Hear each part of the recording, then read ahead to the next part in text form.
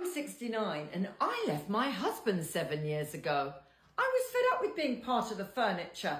I wanted to have a proper life again. Everyone got the shock of their lives when I left. My friends couldn't believe it.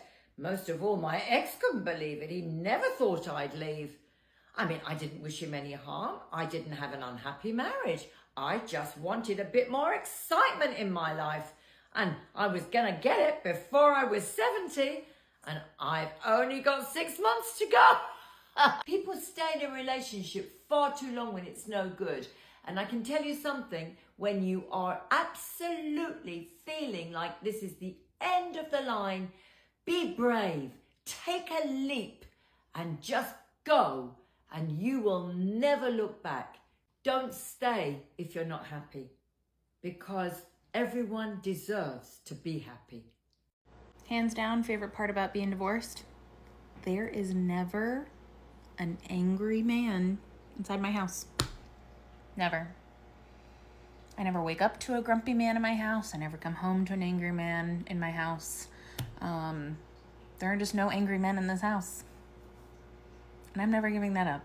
The biggest question I keep getting asked is why after 27 years I got divorced. Like, why at that point I had been married so long and what happened. And I understand why people ask this. They ask this because it's an easy trap to get into when you're married, and when you're married for a long time. And anyone who's been married for a long time knows that it's really hard work and it's hard. You have to grow together. And that's probably my advice, right? We, unfortunately, grew apart. Nothing egregious happened. It wasn't horrible. Everybody assumes something horrible happened. Life happened. And we grew apart. 6 kids, work, family, friends, everything gets in the way. And it doesn't have to, but you need to lean into each other. And unfortunately, sometimes you just grow apart. My advice would be, try and grow together. Remember, you're a team. That's the important stuff. I just left my husband of 23 years, and tell me why. I was in the garage unloading the groceries, and my ex had pulled up to drop off the twins. And he sees me unloading the groceries. Did he offer to help? Absolutely not. He stood and he watched though. And so I obviously wasn't going to give him the satisfaction and asking for help, because, you know, we are independent over here. And so you bet your ass off that I picked up all 15 bags of groceries, milk and everything in one go, because we are strong. But my arm still really hurt though, so I need to go to the gym and lift some more weights, because I feel like bringing in groceries is the one thing I literally hate doing. And I might need a man for that, but you know. Welcome. Today we are going to be looking at some of the reasons why women divorce their husbands. Why do you think women divorce their husbands? What could be the specific reasons that would lead women to deliberately divorce their husbands?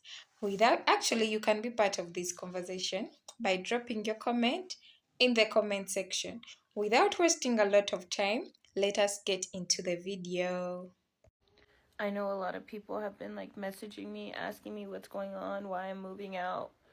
And it's because like I just found out that my husband and like the man that I've been with like since high school for like 12 years, like we have 2 kids together, and he just like let me know that like he's gay and that he's been gay and like he's been trying to fake it, but he just can't anymore. I'm feeling so many things. I'm confused, I'm angry, I'm sad, but I'm also happy that I'm happy that he could like finally live his life and that he doesn't have to like hide himself anymore. But I don't know, I'm just feeling so many things. Anyways, I just want to thank everyone for their kind messages and words of like affirmation, just because it has really helped me get through. Because like I've been with him since I was in high school, And so it's just like a lot, especially with 2 kids and like having to move out your whole life, like a whole life that you thought that you were gonna have, that it's gone now. And it's also hard because it's like no one really understands, because no one has been through this situation. Like, no one that I know has been through this situation. And so it's just really hard. I just love him, and he keeps telling me how much he loves me and our kids, and like he never wanted to have to like leave, but that he just can't like pretend anymore. And I just want to be like supportive and just let him know that he has me like still on his side, and that I love him still. But it's just hard at the same time, because like I spent the last 12 years with him building this life. It's like just crazy that like your whole life can just change in like a day. The nights are like just so lonely, and I have like the 2 kids to take care of. And it's like I just miss him, and I miss our family so much. Sometimes the greatest act of love that you can do for your child is to leave their father. Our children don't learn how to feel about themselves, how to treat themselves, what to accept for themselves by what we say to them. They learn all of those things by listening to the way that we talk about ourselves, how we treat ourselves, what we accept for ourselves. That becomes their norm. We show them what to accept for themselves through what we accept for ourselves. We are setting the standards. We are showing them what is normal in love, what is normal in marriage, by what we're accepting for ourselves. That becomes their norm. I get asked a lot, like, why did I leave my marriage? And I've always said that I left my marriage for my daughter, because sadly at that time in my life I did not love myself enough to want better for myself. I didn't want to leave because I didn't deep down think I was deserving of better than that. But as I had started learning about conscious parenting and just piecing together my own life, understanding how I got to where I did, when I learned that her norm is going to be whatever I have normalized for myself, when I realized that I am setting her standards for love, and I remember thinking to myself, if in 20, 30 years my daughter came to me to tell me her husband was treating her the way that I was being treated, I know I would not be able to live with myself.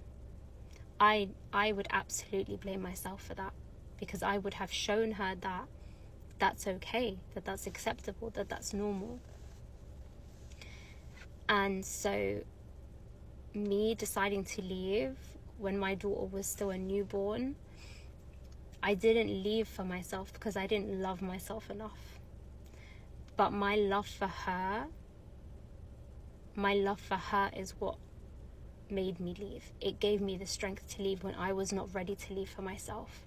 Knowing that I want better for her, knowing that she deserves better than this, that there is no way that I am going to allow her to grow up witnessing this and thinking that this is normal for her, thinking that she should one day accept this. My love for her was stronger than the lack of love that I had for myself. And so I know a lot of women who are in abusive relationships. I know that you're there because of your own wounds that existed before this relationship. I know you're there because something inside you, deep down, is making you believe that you deserve what you're going through. And sometimes it's really hard for us to leave in those situations because we genuinely don't think we deserve better. We don't think we're going to be able to find better. We think that we somehow deserve to be going through that. But that is when your love for your children has to be stronger. It has to be stronger than any hatred you have for yourself or any lack of love you have for yourself. Hi, I'm Lily. I am divorcing my husband after being a stay-at-home mom for 6 years. And you guys keep asking me for the tea, so I'm going to tell you the freaking tea, okay? Because most people, like, stay-at-home mom, it's a good life, right? Why would I be leaving my husband after being a stay-at-home mom for 6 years? I have everything that I ever hoped and dreamed for, right? Not really. Because it's easy for someone to become financially controlling and abusive when you are relying on that person to literally live every single day. I would rather be broke and by myself than trapped in a house with that. And truthfully, I guess I'm just another statistic because my daughter died 4 years ago. And if you look at the statistics, like, those marriages don't last. So maybe it's that. I don't know. He threatened to kill me about a year ago, and that's when I was, like, mentally, like, I fucking checked out of everything. Like, so that's the tea. I mean, it's not piping hot or anything, but being a stay-at-home mom isn't all that it's cracked up to be, because it was great for like 2 or 3 years. It was great.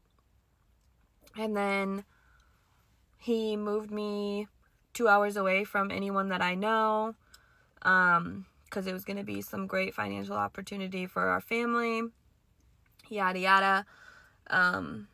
Not saying that like I couldn't spend money, but I had to ask permission to get gas, get groceries, and like that takes a mental toll on somebody who's used to working and spending their own money freely. I don't have a spending problem. I am probably one of the most frugal people you will ever meet, to be honest. But like I had to ask permission, and like I'm sorry, but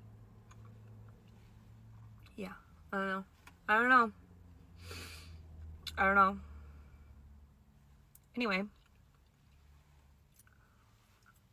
that's how it is. Why I divorced my husband at the age of 27. One of the main things I had to come to terms with is doing more for anyone in your life will not result in you being a priority. Now, these are just overall truths that I've learned since I was married to my husband, and not so much so getting into the nitty-gritty details of why we decided to separate, because I don't want that to ever be attached to my name publicly, and I also just don't want to paint anyone in a bad light, because I also take accountability for a lot of the things that happen in the relationship, and the specifics should be kept private. Whenever you do make someone else a priority in your life thinking that it will result in you getting more, you literally do the exact opposite, and instead of you getting more out of that relationship, you actually get less, because the more that they realize that you're able to reward their bare minimum actions, the more they're going to continue to be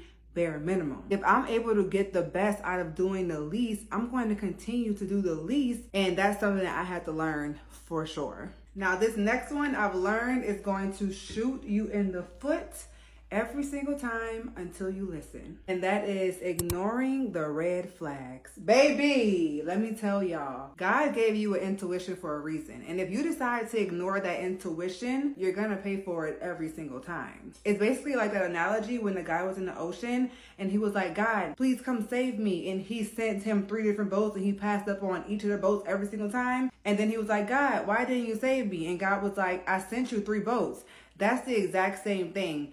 He's letting you know these are the red flags, and if you decide to ignore them, you're just gonna have to deal with those consequences. And when I tell you I ignored every single boat, baby, You would have thought I was a fish. When you think you can ignore it and it's going to get better, I promise you it will only get worse. Now, the next thing I want to talk about is being valued. A man who values and respects you will never pass up on an opportunity to celebrate you or to make you feel special or to make you feel like you are appreciated. And no matter how much you may beg him to do something, he's not going to do it, baby, if he does not want to. Because as the saying goes, if he wanted to, he would.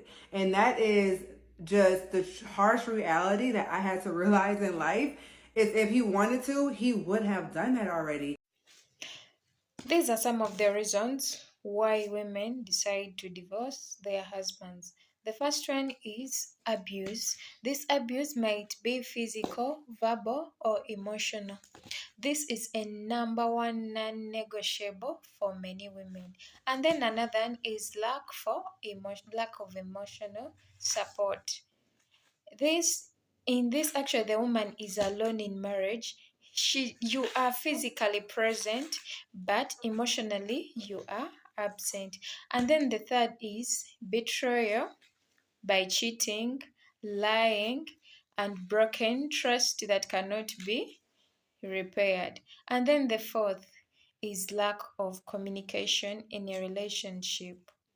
Constant misunderstandings, shutting her down whenever she is speaking, and refusing to talk through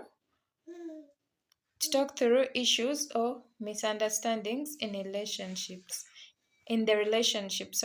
These are some of the reasons that will definitely make her walk out or divorce you. Without wasting a lot of time, let us continue to watch videos from our creators. I divorced my ex-husband after about 2 months of marriage because he pinched me.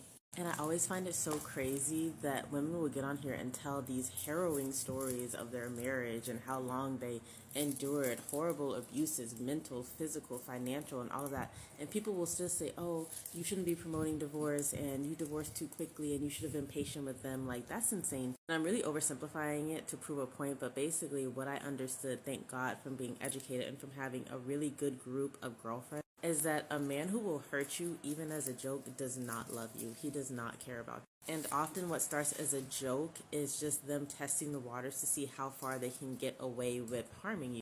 And usually those jokes just tells you exactly how he feels about you. And one thing my ex-husband would do, other than the slick shit that he would say all the time, is he would hurt me as a joke. And he would pinch me as a joke. And I told him, I think 4 times I told him that I did not like it. I would tell him, don't hurt me, especially as a surprise. If I'm sitting here relaxing and you just suddenly pinch me, like, I don't like that. Like, I literally get into fight mode. And he would say, oh, it's just a joke. Okay, I won't do it again. And then he would do it again. And I've read Why Does He Do That, which is like the handbook for understanding abusive men, so many times that I immediately clocked it for what it is. And it's violence. It's violence, and it's an erasure of my boundaries, and it's going to get worse. The longer I stay, the more I deal with it, the more that I show him that there are no consequences for this, it's going to get worse to where someday he could kill me. And it really is that deep. And what really got me is that one day I was talking to his mom, and I was telling him about this. Like, I was telling her, I don't like this. I don't like when your son does this, that, and the other, and I feel like he's not treating me well. And she was like, well, you can't really complain because unlike me, you can leave at any time. She was like, you have money, you have independence, you have freedom, you don't have a family holding you back, you can leave at any time. And I was like, you're right. So that day I packed up my stuff and I fucking left. Why I divorced such a good man. Let's talk about it.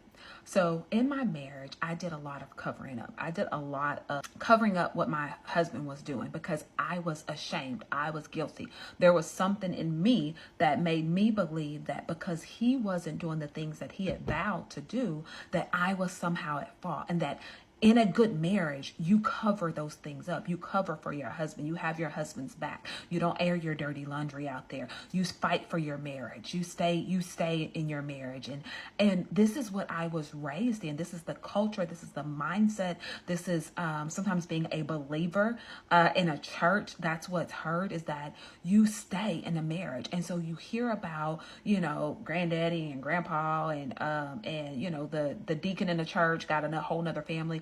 And you hear about all these things, and you believe that as a Black woman that you have to suffer first before you get to love.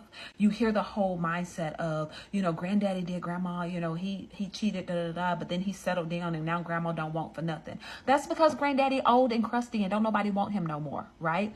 So, but translated into my marriage, I thought that I had to cover up the things that were going on, because in my head I had what's called cognitive dissonance, which means that basically what I'm doing and what I believe are not the same. So either I need to change what I'm doing or change what I believe. And so because I had such a mindset that as a believer you do not get divorced, I had to change the mindset to say, well, maybe it's something that I'm doing. Maybe I can, if I just, endure it, then he'll change and he'll become the guy that he was for the first 6 months of our marriage. And we're 3 years in and I haven't seen that guy again.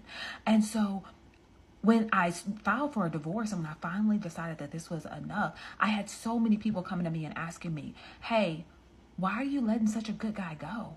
Hey, what's going on? I thought he was perfect and he was great. And I had to realize that not only was I divorcing the guy that was not good to me, I was divorcing the image that I had portrayed to everyone else. So now not only was I having to go back and tell the truth of what happened in my marriage and why it was going to divorce, I had to realize within myself that I was part of the reason why people couldn't understand why I was leaving such a good guy, because I had covered for him for so long.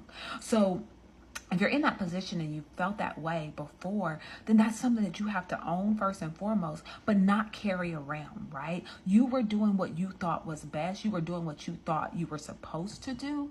And I get that and I understand that, right? And we move on, we grow, and we learn. Love you.